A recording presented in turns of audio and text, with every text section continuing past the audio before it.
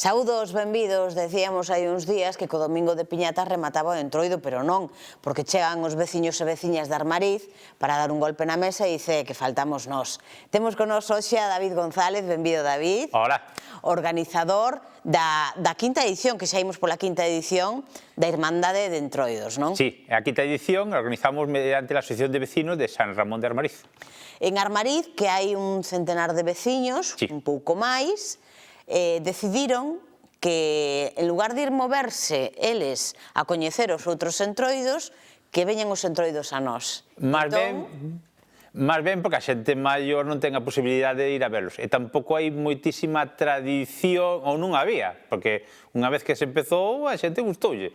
E si que os medianos van a desplazarse aos sitios. Pero sí que é verdad que a xente maior non tenía esa tradición ni velos. Non é o mesmo velos na televisión que velos ali en directo. Este sábado, día 27, ás 4 da tarde, empezamos, facemos un recorrido por todo o pueblo. Vamos, bueno, por todo o pueblo non, pero así polo centro do pueblo, e se vai parando, veciños se poñen como unhas mesiñas ou algo, un grupo de veciños, e os entroidos chegan e os van vendo. E poden interactuar con eles teñen a liberdade de facer o mesmo que fan nos seus sitios, no seu lugar. Por exemplo, os felos son trastes, pois métese ca xente, vai ir o folión e máscaras de Mourela pa cá, van tocando folión, que eso é unha cosa espectacular con sus danzas e muchísima gente. Veñen tamén os pliqueiros de Campo Becerros, así tamén ven a diferencia entre unha cousa e outra, os bellarróns de Ríos, cada un vai facendo a súa cousa. Cada ano procurades ir cambiando de entroidos, pois eso, pois para darlle, permitirlle ese escaparate a todos os entroidos da provincia, que cada vez hai máis. Sí, moitos se recuperaron e tal, pero sí que é verdad que non temos unha infraestructura grandísima como para traer moitos máis. Se fora por min, traía a todos os que me gustan. 6 agrupacións, penso que chegan, non? Sí, vienen como unhas 100 personas de entroido. Están os felos de Esgos, os felos de Maceda, as pantallas de Xinzo, os peliqueiros de Campo Becerro, a ver se non me olvidou de ningún. Máscaras de Mourela pa cá, que son de Manzanera. E cual me falta? E bellarróns de Ríos. Os bellarróns de Ríos. Claro, os felos e as madamitas do Concello de Esgos. Cada un ca súa particularidade. Sí, cada un os felos del Concello de Esgos solen ir os puleiros, onde hai chorizos, métense cas mulleres, as madamitas son as que collen os huevos, os peliqueiros son os que van correndo para arriba e para baixo dando ca fusta, tamén veñen os párrafos con eles, os felos de Maceda fan as trastadas, métense ca xente, os villarróns corren tamén así un pouco ca xente, métense cas mulleres. Teñen cada unha tal, o folión, pois toca o sonido, e as máscaras bailando con eles.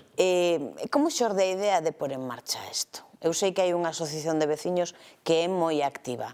Non hai moitos veciños, son un centenar, pero a asociación tira moito. Sí, hai que mover un pouco rural tamén, porque senón a xente, máis en esta época, tan parados sin salir, sin facer nada, le das un pouco de actividade ás cousas. E a idea xurxiu, que a mí me enganchou o entroido fai unos 10 anos ou 12, que por tradición, que eu me criei en Coruña, non tiña tradición de entroido, tiña de carnaval disfrazarte 2 días. Ves aquí e tal. E me mostrou unha amiga o tema do entroido. Empecé a ir aos entroidos, encantoume, e como tamén saco boas fotos, a xente dixo, ai, que fotos máis bonitas, e fixe unha exposición de fotos. E había un veciño que é de Manzaneda, e justo foi antes do entroido e dixo, pois eu estou tocando bombo para ir ensayando para esos días. E recorrimos a primeira vez e empezamos a recorrer o pobo tocando tal, a xente maior que nunca lo había visto, flipou. Parte xintiña e tal. Hicimos a exposición, vinieron os felos de Esgos mostrando su traje, Bonitas de Sande tamén vino un par dellas con su traje para tal, e a xente gustou. Dije, queréis que organice, que veña xente e tal? Pois veña, vai. E dije, hai que facer isto. E se apuntaron todos. E todos os veciños dijeron, todos os años, aunque teñamos que poñer as mesas, pues vamos, invítaos que veñan e pasan, e os entroidos encantalles vir.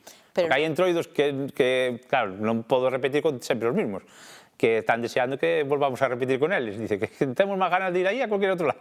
Porque é un pobo pequeno, moi agradecido, moi rural, pero o entroido non é só para os veciños e as veciñas, cada vez chega máis xente de fora para ver que pasa en Armariz, non? Sí, porque tamén como estamos, claro, o Entroido é moito máis para o occidente aquel. Aquí esta zona non ten tanta tradición e a xente está descubrindo tamén eso, que dicen, non sabía yo que había, o ano pasado vino o folión de Vilariño de Conso, cos bombos e os boteiros, a xente non sabía realmente eso, de escuchar el sonido de golpe aí como estaba. Lo de los peliqueiros, por exemplo, tamén, escuchar as chocas chocando e os felos facendo que fan, os farrumecos, as trastadas como van, é unha cousa que a xente, se non o ves en directo, non sabes. O que pon de manifesto este tipo de iniciativas é que, ao final, o Entroido, inda que non queiras, metesche dentro. Sí. Porque escoitar unhas chocas e dices, algo pasa, xa entras un pouco como en alerta, pero logo ves as personaxes de cada un dos sitios e impón moitísimo, non? Ver correr todos, pantallas, peliqueiros, calquera deles, non?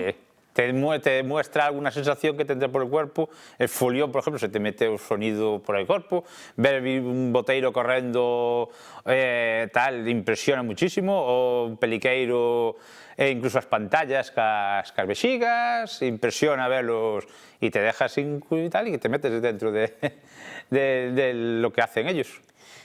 Penso que a climatoloxía este ano, como xa choveu, eu creo que para todo o ano xa, vai nos dar un respiro e nos vai a permitir que pasemos moi ben o sábado. Pero sí que houve algún ano que houve algún problema e houve que suspender. Sí, fai un par de anos, tuvimos que suspenderlo dúas veces. Dúas veces. E a terceira tamén casi, que pola mañá estaba chovendo moito, e como, no, aquí non vai chover. E pola tarde dio bueno e espectacular. Pero sí que é verdad que este año creo que imos de agua xa bastante, pero bueno, a ver. Notades que chega cada vez máis xente, máis curiosos para ver que pasa? Sí, moitísima máis xente. O ano pasado de fotógrafos de todos lados. De hecho, estes días me estaban chamando xente de Vigo, de Ferrol, a ver cuál era a propuesta que mostrábamos para venir e tal. Hai que ser respetuoso tamén, que a xente por moitas fotos que saque non te metas diante de un peliqueiro correndo. Porque che dá, ou pode mancalo, que eles non ven. Non ven. Temos que ter en conta eso, que moitas veces decimos que agresivos, que chocan, que van golpeando, os boteiros van retirando a xente, e que non ven con esas máscaras. Claro, non te podes estar agachado e tal. Home, aquí temos mucho margen, estamos nunha zona rural, as fotos podes poñerte en cualquier sitio, non fai falta coller un personaje e leválo ao sitio. E aparte está máis diseñado para que a xente do pobo tamén os vexa.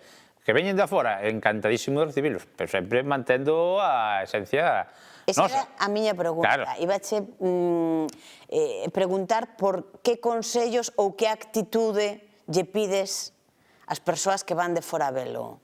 Que respeten, es eso, donde se poñen aos veciños, que vamos por grupos, por zonas de barrio, pues que respeten. Les van a abrir las puertas para invitarles a tomar algo e tal, pero primeiro son os entroidos. Primeiro son realmente o entroido mismo para mostrarse aos veciños, tal. Eles poden verlo polo recorrido tamén perfectamente. E non tirar as basuras por aí.